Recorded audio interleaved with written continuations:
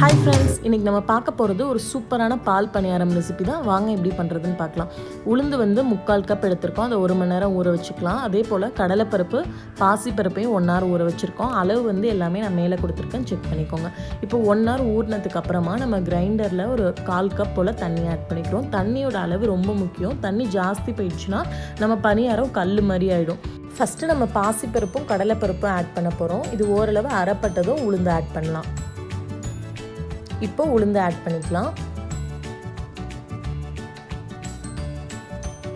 அடுத்தது இந்த மாவுக்கு தேவையான உப்பு ஆட் பண்ணிக்கலாம். இந்த மாவு ரெடி ஆகிறதுக்கு ஒரு 10 minutes ஆகும். இடையில வந்து கொஞ்சமாக தண்ணி தெளித்து விட்டுக்கலாம். இப்போ நமக்கு மாவு சூப்பராக ரெடி ஆயிடுச்சு. நல்லா ஃப்ளஃபியாக இருக்குது. போல் மாவு நமக்கு ஃப்ளஃபியாக வரணும் அப்படின்னா உளுந்தை கண்டிப்பாக 1 hour ஊற வைக்கணும். 1 hour ஊற வச்சிங்கன்னா இந்த மாதிரி இருக்கும். இந்த மாதிரி செய்யும் போது தான் நமக்கு பணியாரமும் நல்லா சாஃப்டாக இருக்கும். இப்போ நமக்கு மாவு ரெடி ஆயிடுச்சு. அடுத்ததாக நம்ம தேங்காய் பால் செஞ்சிடலாம். தேங்காய் பால் வந்து ரொம்ப சிம்பிளாக இப்போ செய்ய போகிறோம். நமக்கு நிறைய தேங்காய் வச்சுருக்கோம். ஸோ 2 பார்ட்டாக பிரிச்சுக்கலாம். ஃபஸ்ட்டு பார்ட் தேங்காவை எடுத்து மிக்ஸி ஜாரில் ஆட் பண்ணிவிட்டு அதுக்கு தேவையான தண்ணி ஊற்றி அரைக்க போகிறோம். அரைச்சதுக்கப்புறமா வடிகட்டிடலாம்.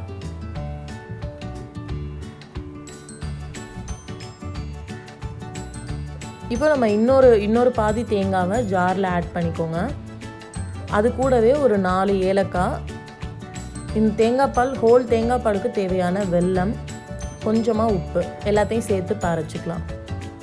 அதையும் வடிகட்டிட்டிங்கன்னா நமக்கு சூப்பரான தேங்காய் பால் ரெடி ஆகிடும். ரொம்ப சிம்பிள் வே. கண்டிப்பாக வீட்டில் ட்ரை பண்ணுங்கள். அடுத்தது நம்ம பணியாரம் பண்ண போகிறோம். அதுக்கு ஒரு கடாய் எடுத்துக்கலாம். கடாய் சூடானதும் எண்ணெய் ஆட் பண்ணிக்கலாம். இப்போ நம்ம மாவு வச்சுருந்தோம் இல்லையா, அதை எடுத்துக்க போகிறோம். அது கூடவே ஒரு பாத்திரத்தில் கொஞ்சமாக தண்ணி வச்சுக்கலாம். தண்ணி தொட்டுட்டு கொஞ்சமாக மாவு எடுத்து அந்த எண்ணெயில் போட போகிறோம். இந்த மாதிரி பண்ணணும்.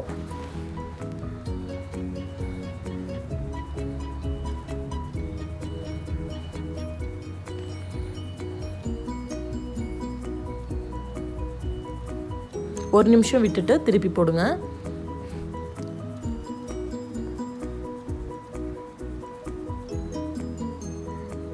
ஒரு சைடு வெந்ததும் இன்னொரு சைடு திருப்புங்க. இப்போ நமக்கு பணியாரம் ரெடி ஆயிடுச்சு. நம்ம டைரெக்டாக தேங்காய் பாலில் போட போகிறதில்ல. ஃபஸ்ட்டு கொதிக்கிற தண்ணியில் போட போகிறோம்.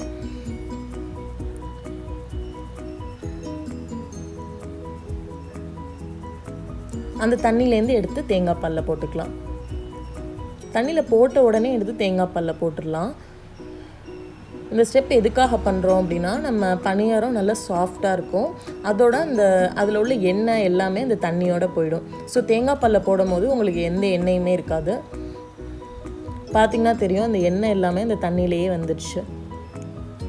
இந்த ஸ்டெப் கண்டிப்பாக வீட்டில் ட்ரை பண்ணுங்கள். இப்போ டேஸ்ட் பண்ணலாம். ரொம்ப டேஸ்ட்டாக இருக்குது. அவ்வளோ சாஃப்டாக இருக்குது. வாயில் போட்டோன்னே கரையுது. நீங்களும் வீட்டில் செஞ்சு பார்த்துட்டு எப்படி இருந்துச்சுன்னு எனக்கு கமெண்ட் பண்ணுங்கள். உங்களுக்கு இந்த வீடியோ பிடிச்சிருந்தா நம்ம சேனலுக்கு சப்ஸ்கிரைப் பண்ணிக்கோங்க. தேங்க்யூ ஃபார் வாட்சிங் ஃப்ரெண்ட்ஸ். பாய்.